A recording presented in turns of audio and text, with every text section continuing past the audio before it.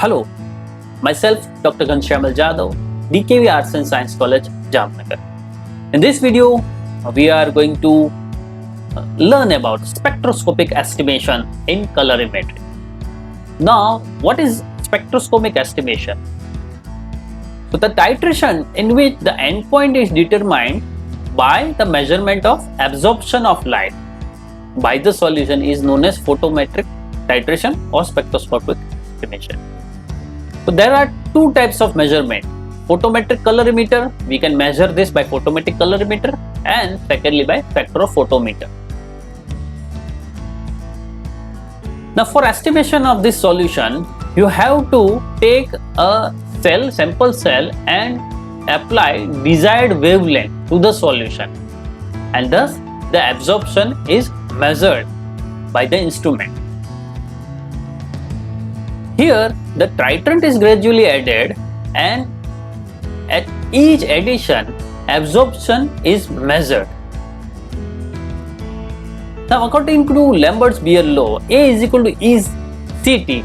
Here E and T are constant, are considered as constant. Only changes are in concentration. So absorbance will be directly proportional to the concentration of that particular solution. Now the graph of absorbance versus concentration is plotted, and the endpoints is determined by the reactant, reagent and the product. The optical characteristics of the reactant, titrant, that is your reagent, and the product decides the shape of the graph. There are four types of photometric curves. Type 1, in which deficiency of absorbance is for titrant and product. That means out of reactant, titrant and product, the titrant and product are not able to absorb.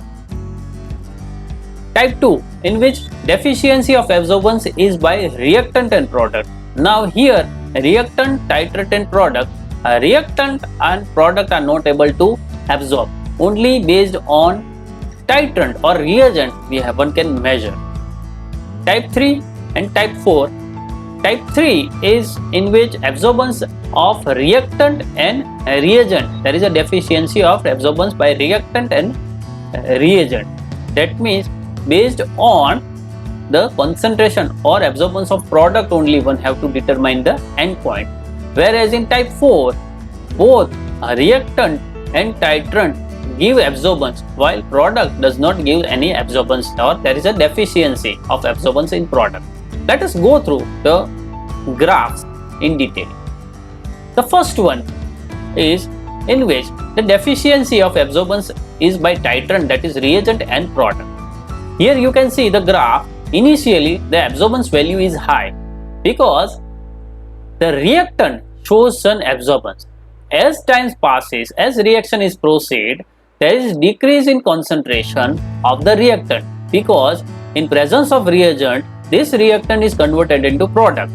So the concentration of reactant decreases, and thus the absorbance respectively decreases. At an endpoint, there will be a constant absorbance value, because the reagent is colorless as well. There is deficiency of absorbance by the product. Schematically, if this is the reactant solution, and if I add reagent into this reactant, there will be decrease in the absorbance value, or there will be decrease in absorbance value with respect to decrease in the concentration of reactant. Here, as you can see, the color of the solution is decreasing as addition of reagent, or as the concentration or as the reaction is proceeding. So as more reagent is added, reactant is converted to product, and hence the color decreases. And schematically you can see the color decreases with progress in the reaction. That is why the absorbance value decreases, and at particular time no decrease in absorbance will be observed, because completely reactant is converted into product. So there will be a straight line. Deficiency of absorbance by reactant and product. Now here reactant and product doesn't have any absorbance value. Only titrant shows absorbance value. So initially when reaction is in progress, there will be no change in absorbance value because neither the reactant nor the product has any absorbance value. Whatever reactant or titrant, reagent or titrant is added, it is used for this reaction. At particular time, there will be increase in this graph. Why? Because the absorbance from the reagent is observed. So now the reagent, after reaction is complete, the reagent is in excess. There will be no use of this reagent, hence it will give increase in absorbance value. So thus with this point we can identify the endpoint of the particular reaction. This can be schematically explained by this figure. Suppose this is the reagent. There is reactant in the flask. If I add the reagent, initial addition there is no change. After some time the color becomes darker. That means the reagent is unreacted. The reagent now is unreacted. Again, reagent is used for reaction. So initially it is white and then there is color development. So color is become dark.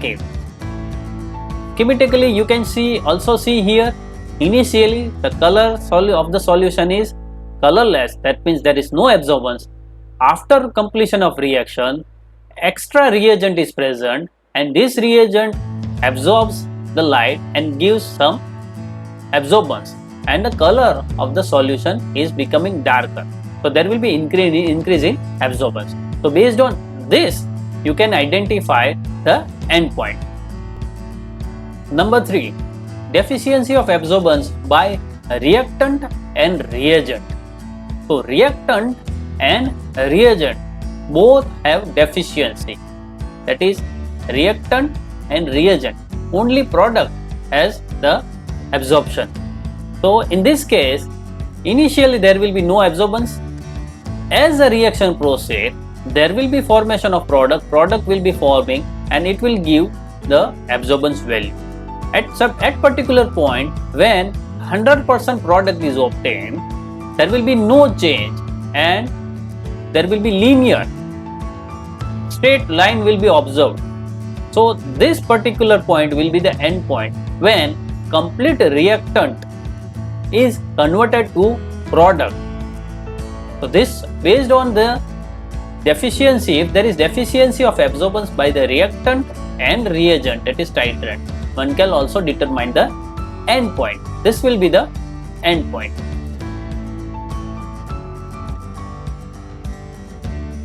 Schematically, you can see here the color of the solution increases as there is formation of product.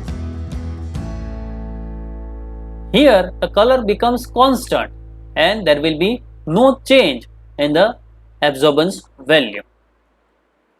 Fourth one is deficiency of absorbance by the product only. That means both reactant and titrant gives the absorbance value.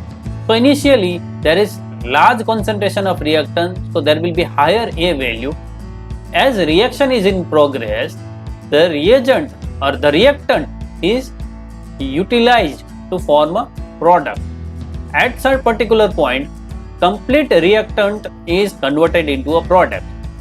Further addition of reagent will increase the value of absorbance. Why? Because the reactant, that is titrant, also is colored. So with the help of such